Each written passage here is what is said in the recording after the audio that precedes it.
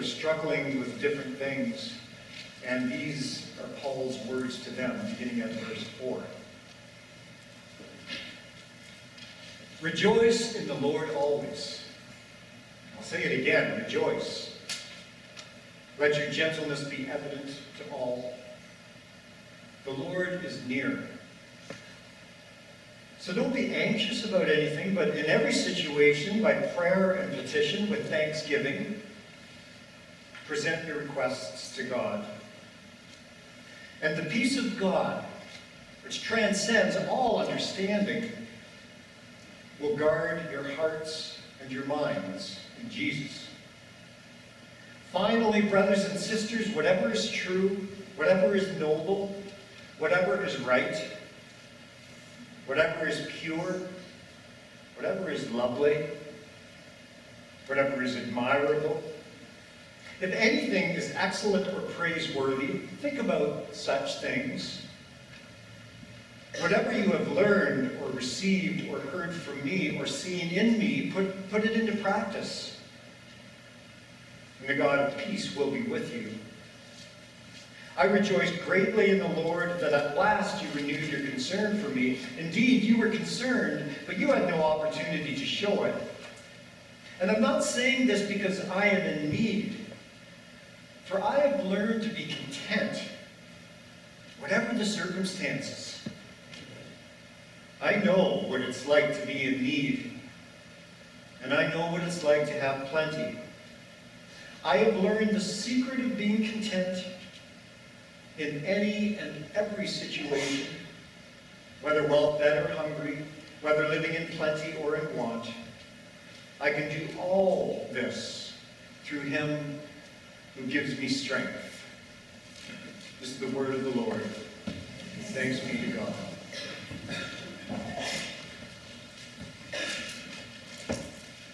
For the last few weeks, we've been looking at what God will grow in your life.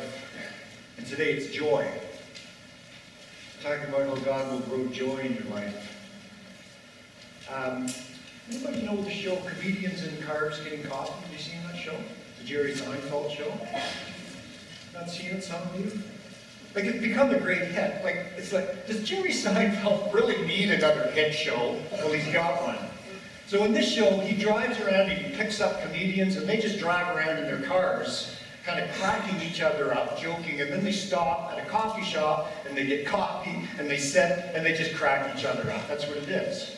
It's called Comedians in Cars Getting Coffee. So he picks up Eddie Murphy, Alec Baldwin, Ellen DeGeneres, people like that, and they just drive around cracking each other up.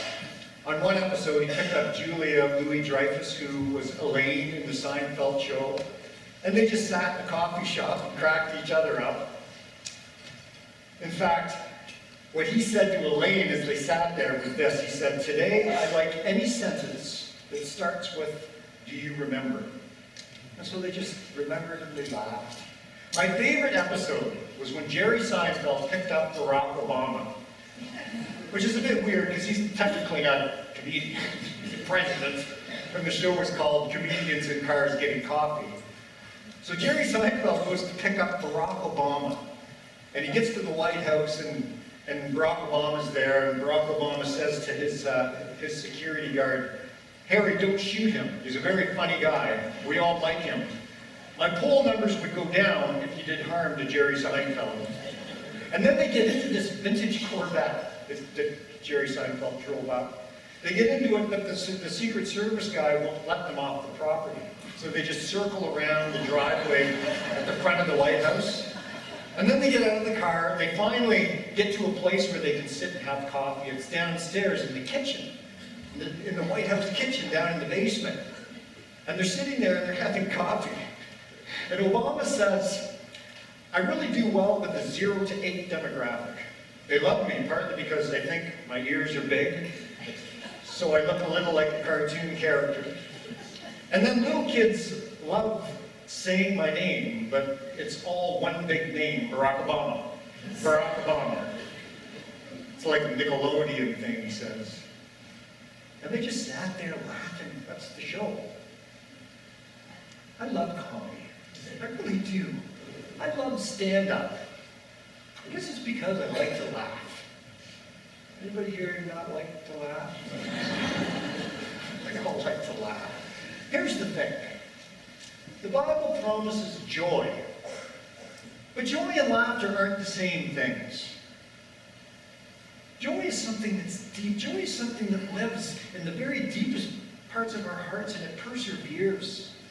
Like laughter is temporary, joy lasts. I guess that's the simplest way to put it.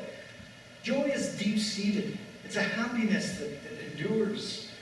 Think about people there are so many examples of people who laughed and made us laugh, but they could never find joy for themselves. Robin Williams, what a gift at making people laugh. I just read a book about John Candy. I love John Candy. John Candy would do anything to make people laugh. He just wanted to please people. He was just a jolly, lovable guy. But he could never find joy in his own life. There's a huge difference between laughter and joy. What is it that gives real joy, true joy? And so, here's the title. Do you know where this title came from? Anybody? You know. I've got the joy, joy, joy, joy down in my heart. Down in my heart. We didn't even practice that. That's where it comes from. Down in my heart. You remember that song? Sure you do. And I'm so happy, so very happy. I've got the love of Jesus in my heart. That song could be a source of considerable irritation to people. You walk into a church and aren't really feeling it. That happened to me once. I was going through just a rough time in my life. I walked into a church and they were singing that song. They seemed really happy about it. And I didn't begrudge a single person in that church for singing that song. I really didn't. But I will tell you that I wondered how that could be real in my life. It's not laughter. I could have went out of that church on that day and laughed at somebody's joke. That's not joy. It's not the same. We are so conditioned in our culture to think that joy is found in certain places, aren't we?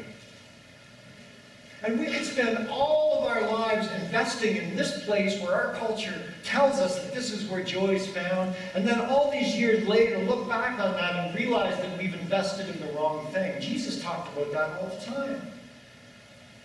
Here's where joy is found. If you try to find joy here, you're not going to find it. And we're kind of at some point, it's have I been punked? Have I been lied to all my life? Because I put all my eggs in that basket, and now you're telling me that's not even where joy is found? That's our culture, isn't it? Our culture teaches us to look in certain places for happiness, and Jesus is going, hold on a second, you might want to look somewhere else. Paul says anybody can have joy. We just read it, and I'm going to show you a verse that just blows my mind, this verse. We had the Watoto choir here. A choir of Ugandan orphans. And they were filled, as far as I could tell, with such joy. And we look at certain people, and there's a part of us that's kind of how is it that you know joy? We're Canadians. We're supposed to be the ones that have everything. And you come, and you have almost nothing, but you have this you're just emanating what I want. Paul says you can have joy as a parent.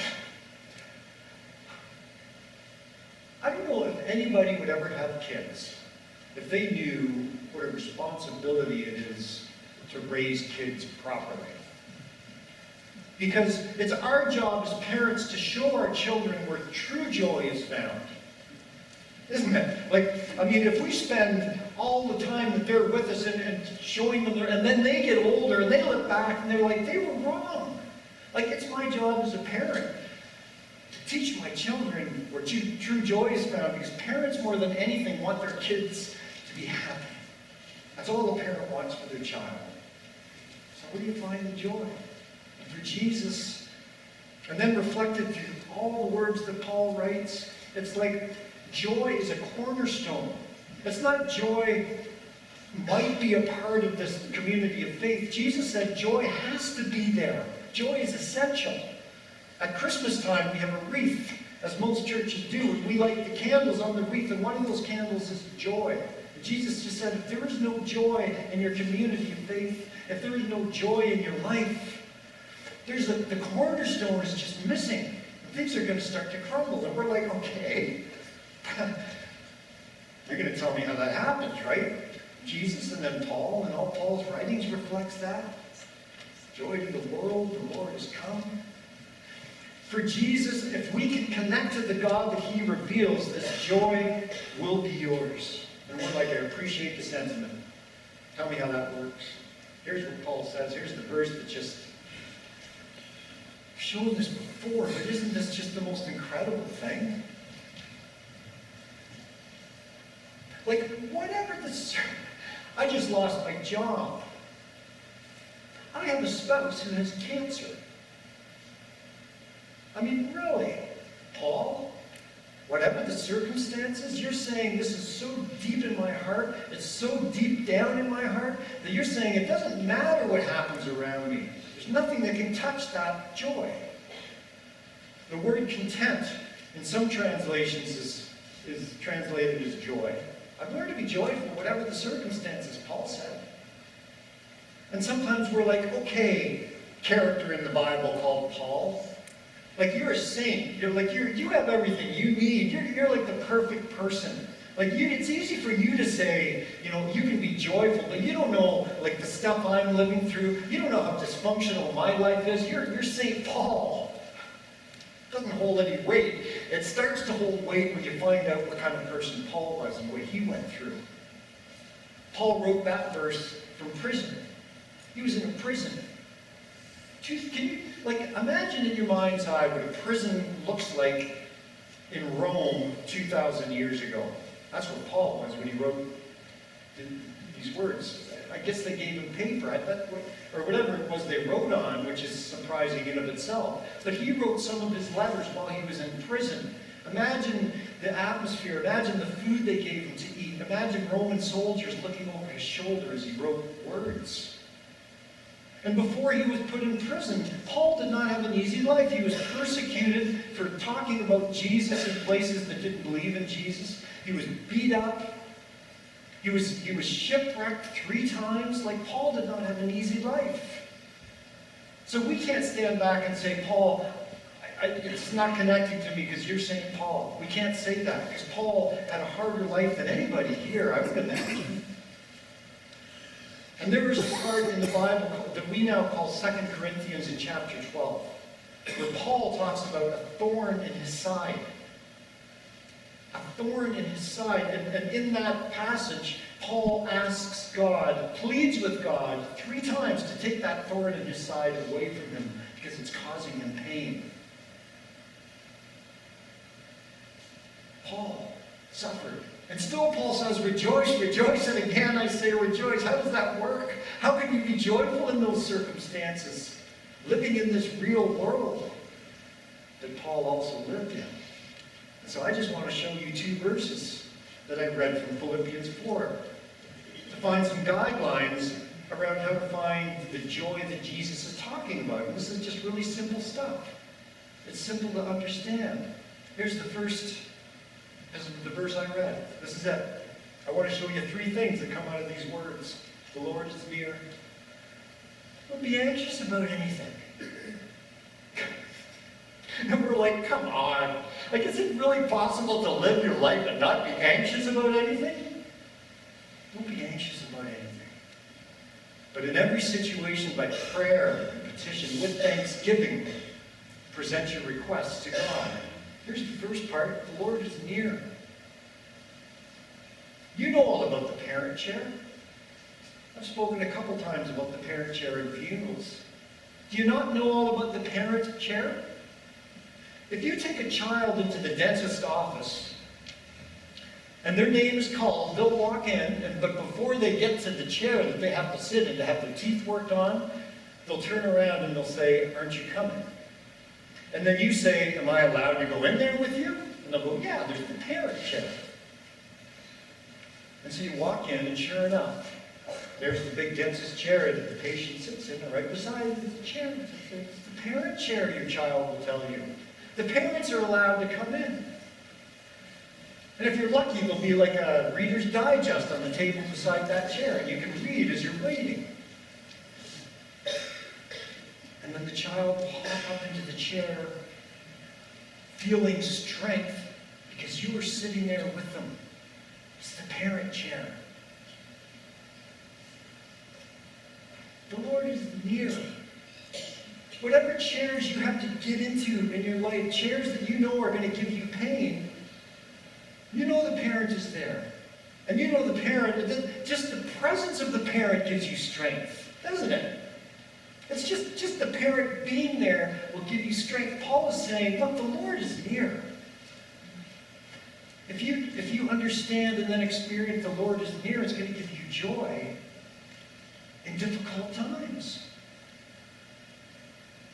Now please understand this one thing. This is just so important to understand in terms of God being near.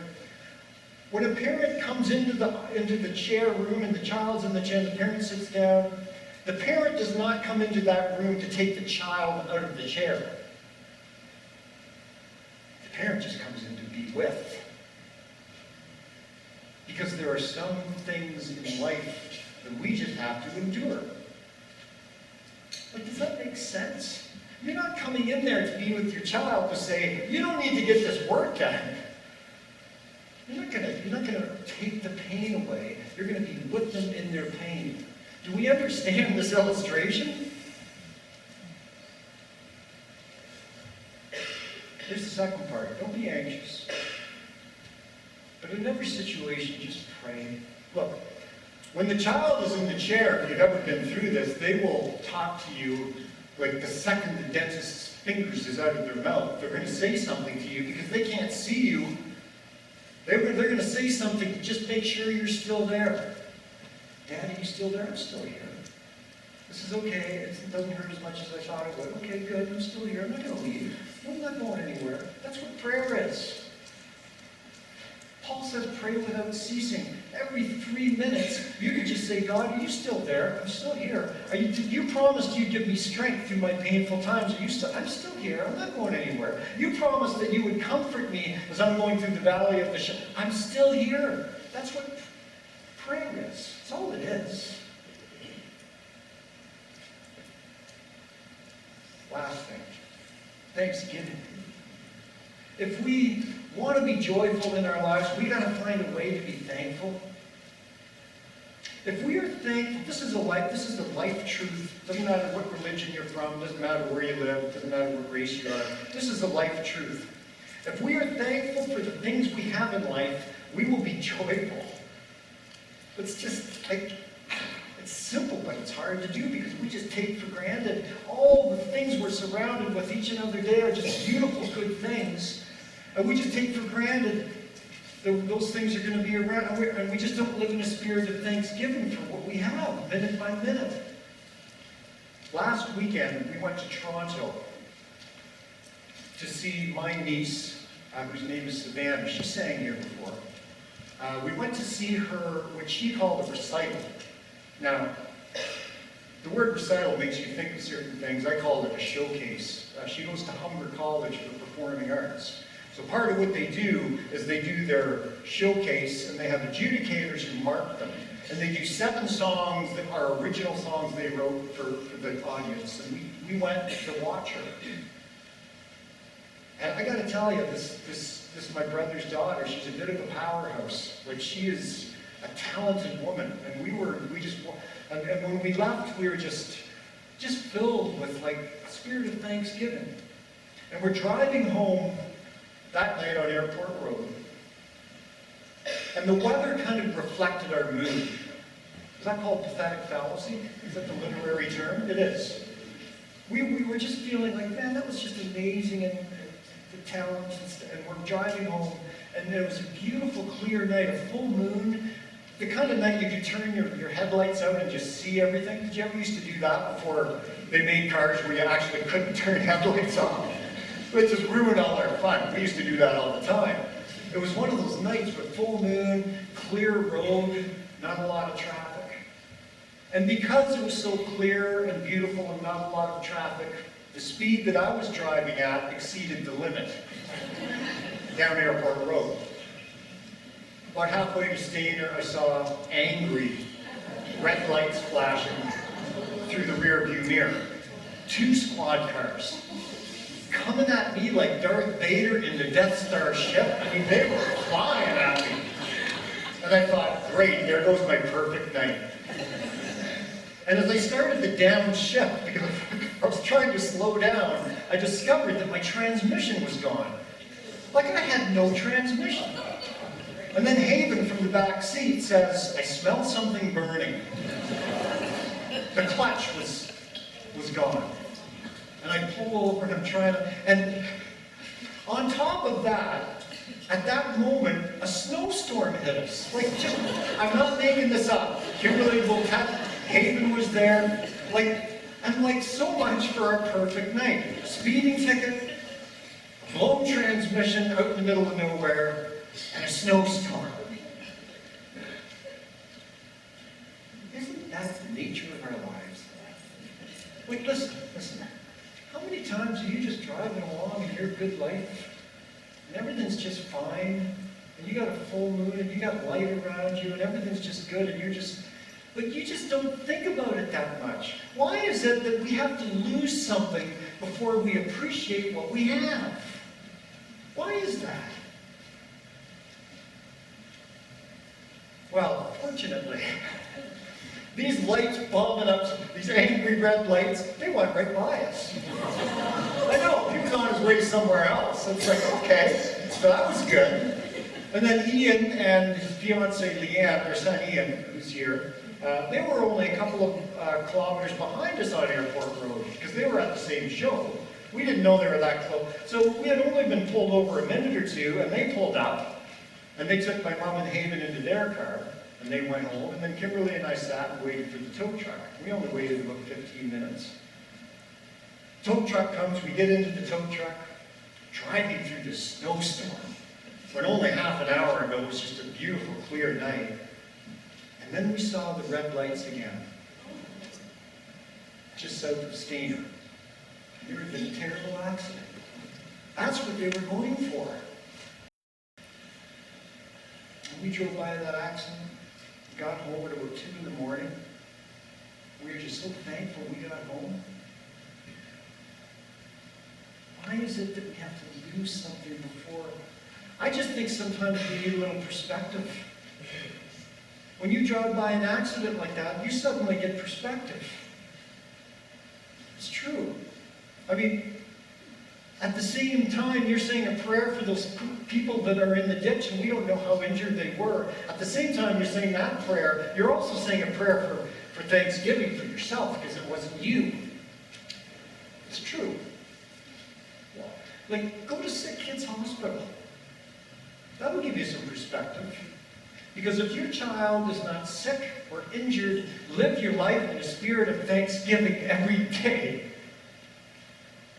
Go to a nursing home. Give you a little perspective. And as much as you pray for those people in that nursing home, you leave just filled with thanksgiving that you have your health and you still have your home that you're living in. Spend some time with someone who's struggling with substance abuse. What if your son was on one of those cruise ships, waiting? As much as you pray for people that have someone they love on a cruise ship waiting to see whether or not they get the coronavirus, as you pray for them, you're praying a prayer of thanksgiving. Why do we need to lose stuff before? Look, Paul's just saying if you live in a spirit of thanksgiving, you're going to be filled with joy in your life. It's going to happen. You can't not be joyful if you live your life in a spirit of thanksgiving. Last thing. On Saturday morning, I came out into the church. It was really early, it was about 7. This was the morning after the kids' choir sang, the total choir. I come out, and they had cleaned everything. There wasn't any evidence this choir was even here.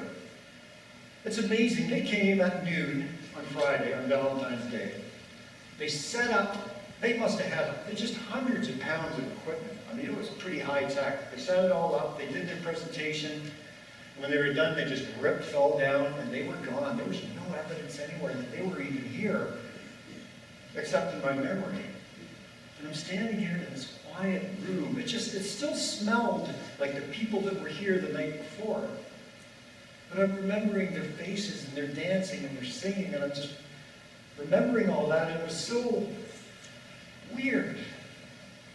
Because it was so quiet and they were gone, but yet there was a spirit of celebration that was still in the room. And I thought to myself, this is the last, for Paul, this is the last way that we can experience joy in our lives. That I've experienced more times than I can ever remember, and that is when people come together who initially we think are very different, but then we figure out that we're all the same. When people come together to help someone else, or to volunteer their time, or to find a way to give themselves away to somebody else, giving themselves to something bigger than just themselves, that's when you can experience the joy of the Lord, as Paul puts it. It happens here all the time. We all know that's true because you've all experienced that. When you give something to somebody else, that's how you experience the joy of Christ. Has it been your experience that people who help other people tend to be more joy-filled? That's the joy that's real. It's not laughter. And it gets deep down into your heart. We give Paul the last word.